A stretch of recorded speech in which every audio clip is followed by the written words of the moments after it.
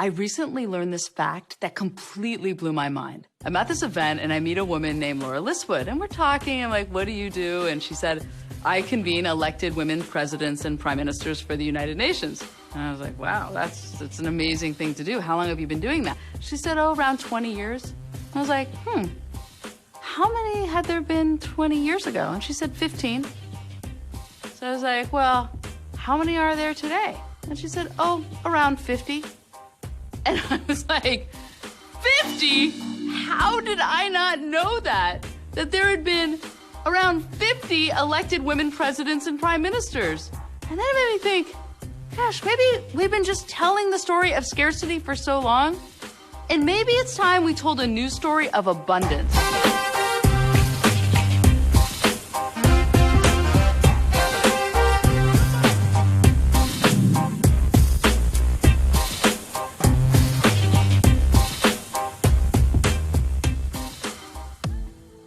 I woke up the next morning and I couldn't wait to tell Ken and our daughters about how many women had been elected heads of state.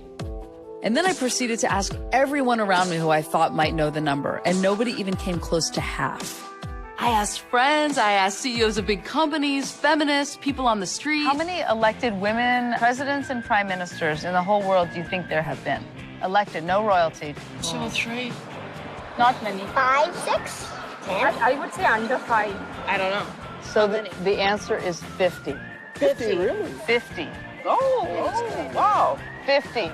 Oh, good. But not enough. But not enough. Yeah. I mean, I've always thought of myself as a feminist. My great-grandmother marched, my mother marched, I've marched.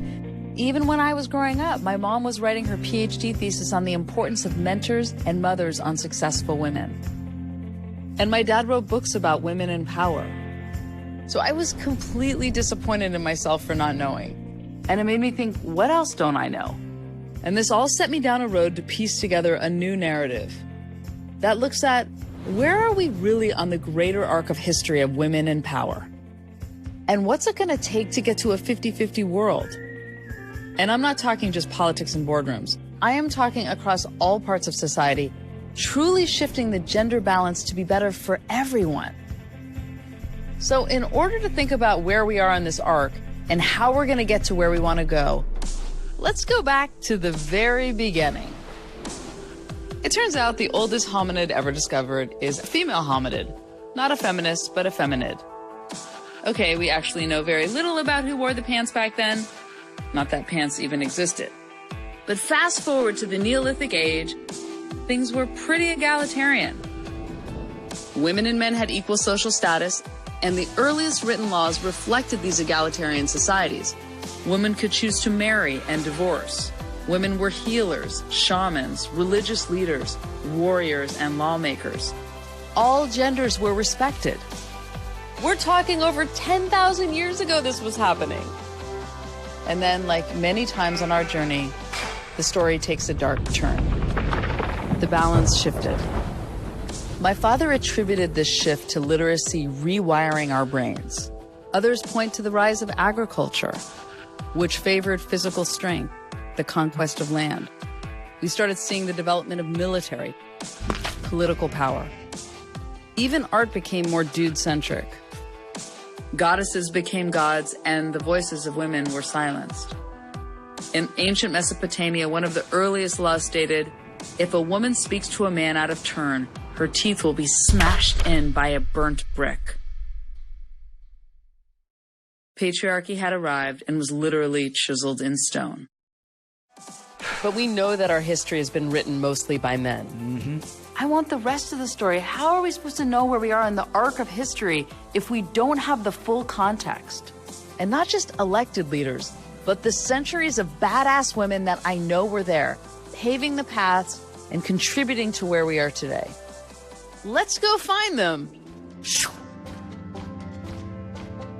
Here we have Hatshepsut in ancient Egypt, one of the first great women leaders. Egypt thrived under her long and influential reign for 22 years. But the next pharaoh literally chiseled her face out of history.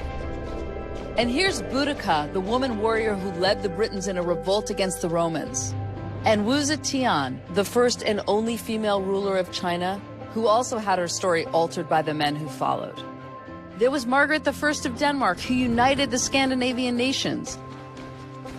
I had never seen all these women linked together. Like warrior queen Amina, who ruled what is now Nigeria. And Queen Elizabeth I, at the time the most powerful person in the world, ruled for nearly 50 years. While she was in power, an explorer brought her what he thought was the horn from a unicorn. She liked it so much she added it to the crown jewels. We could actually call her a unicorn. We could call all of these women unicorns. Not mythical or unreal, but women who stood out, unique to their day, courageous women navigating uncharted terrain. And as I learned more about these women, I kept thinking about my mom's thesis that looked at successful women and the importance of their female mentors. So, Mom, how would you define a mentor? Someone who helps somebody else find their own path. One question you haven't asked me, which is important, is why did I study mentors? I never had a mentor. And then I thought, I wonder what it's like if someone had a mentor.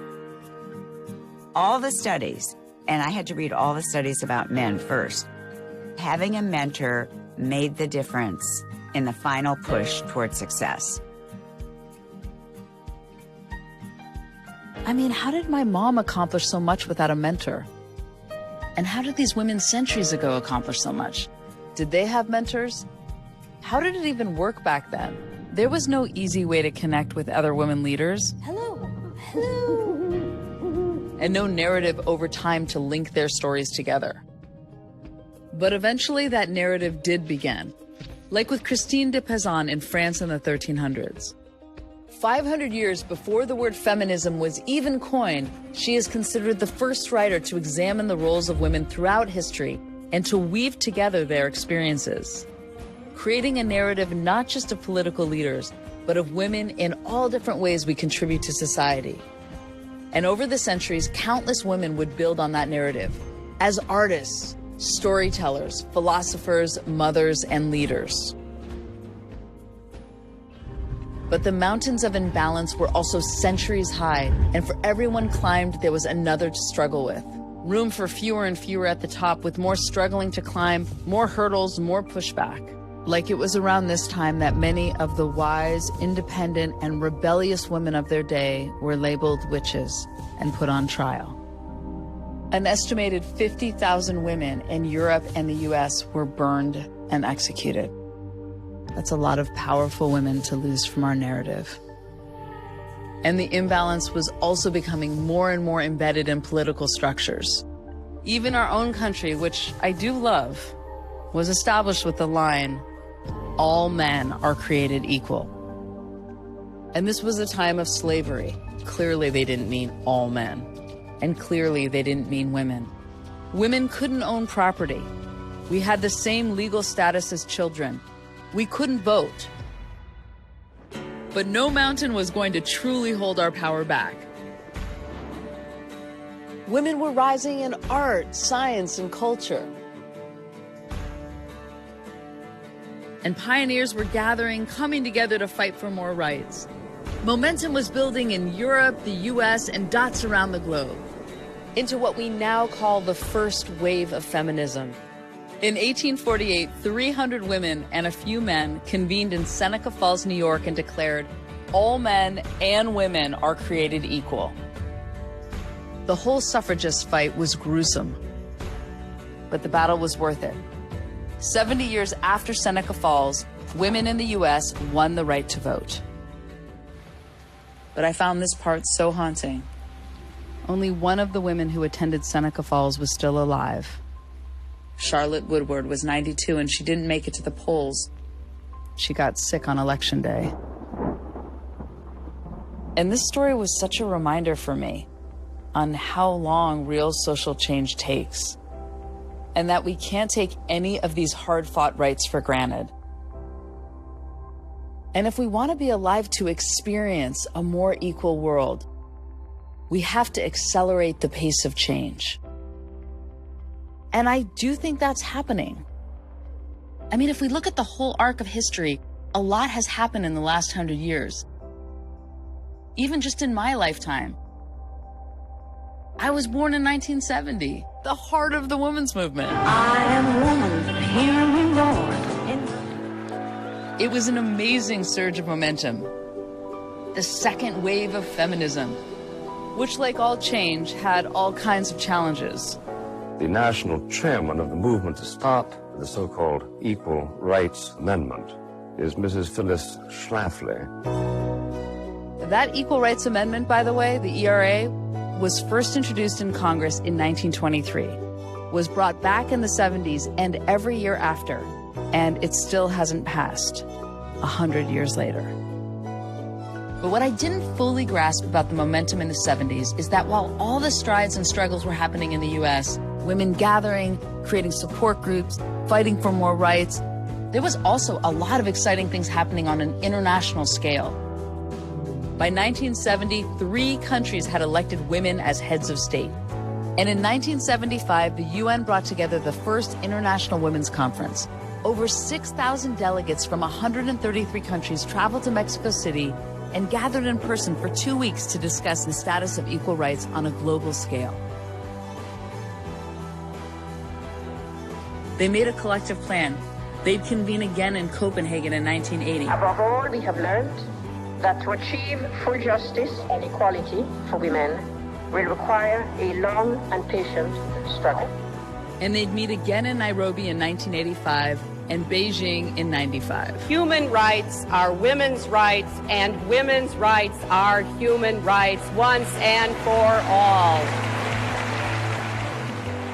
It's like all these decades of global gatherings were all the first and onlys, the unicorns from all over the world coming together to build networks of support. Kind of perfect that a herd of unicorns is called a blessing. It was also in the mid-90s that Laura Liswitz started the Council of Women Leaders. I was noticing some very common themes running through about power, about how women are treated. I started asking them if they wanted to meet. They said they did, and so that's how the council started. And picture, this was the 70s, 80s, and 90s. All the connecting was done with faxes, letters, and plane rides just to have conversations. It's a whole different world today. The internet is accelerating the pace of change in so many ways. We can connect across continents and write and share stories that aren't already there, which brings power and opportunity to far more voices. But along with that comes greater responsibility. Our work is not done. Violence against women is global and systematic. Inequality is still present throughout every facet of our lives.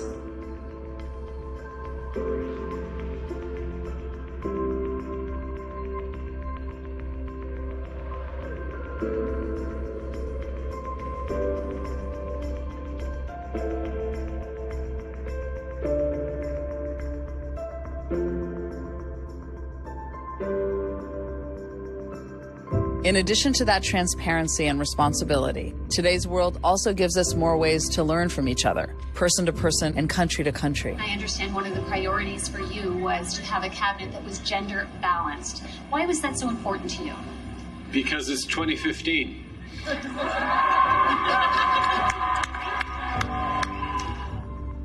There are over 300 studies showing that making those changes from all levels, business, politics, and culture, makes life better for everyone, not just women, everyone.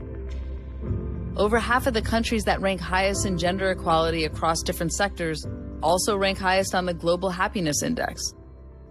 A lot of these countries pay for early child care and high-quality education.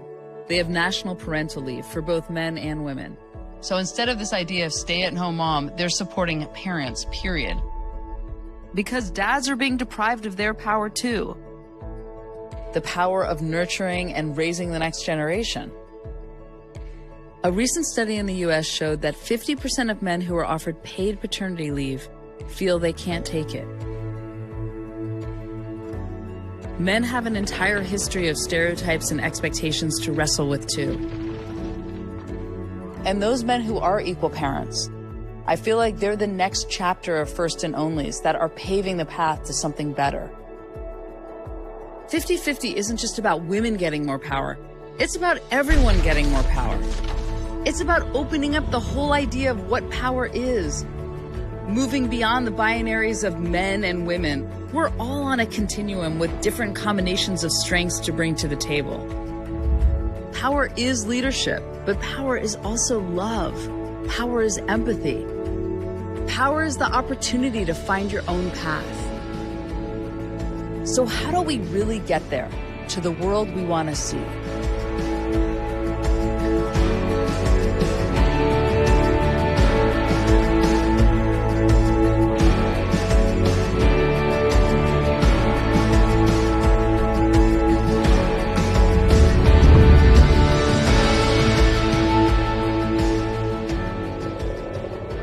I turned to the person who blew my mind and set me down this path in the first place. So Laura, how do we get to 50-50? Well, I think change itself goes from the unthinkable to the impossible to the inevitable. But someone has to move it along. I often liken it to a standing ovation. A few people jump up and say this is the best thing that they have ever seen. Then another larger group gets up and says, yes, this was just excellent. Then the large group gets up and says, yeah, this was okay. And then finally the last group gets up because they can't see the stage.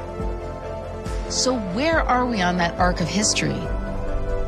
I think the generations that are alive today have the potential to reach that standing ovation. Although, as we know, change can be very disruptive and very unsettling for people. And often there's some group of people who want to revert to a good old days kind of thing. But the rest of us, we need to stand up and keep clapping. In the middle of this journey, our daughter Odessa was getting bat mitzvah. And Ken and I talked so much about what we were each going to say to her at this big rite of passage. My favorite saying in the Talmud is, when you teach your children, you teach your children's children. A mentor is someone who helps somebody else find their own path. These are all the people who are going to be there for the rest of your life supporting you. Each of these people has a whole room of people that supported them to allow them to be in this room supporting you.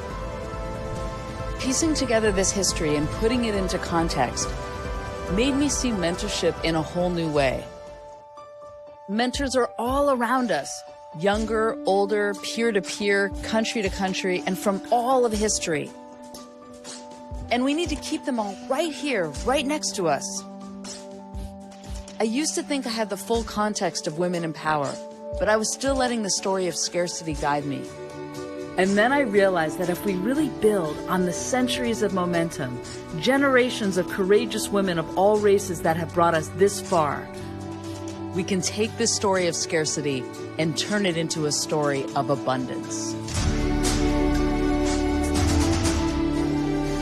When you get to the top of the mountain, pull the next one up. Then there'll be two of you, tired and proud. And when the second one has finished taking in the view, let her pull the next one up. Room enough for all on the mountain peaks. To pull the next woman up. Pull the next man up.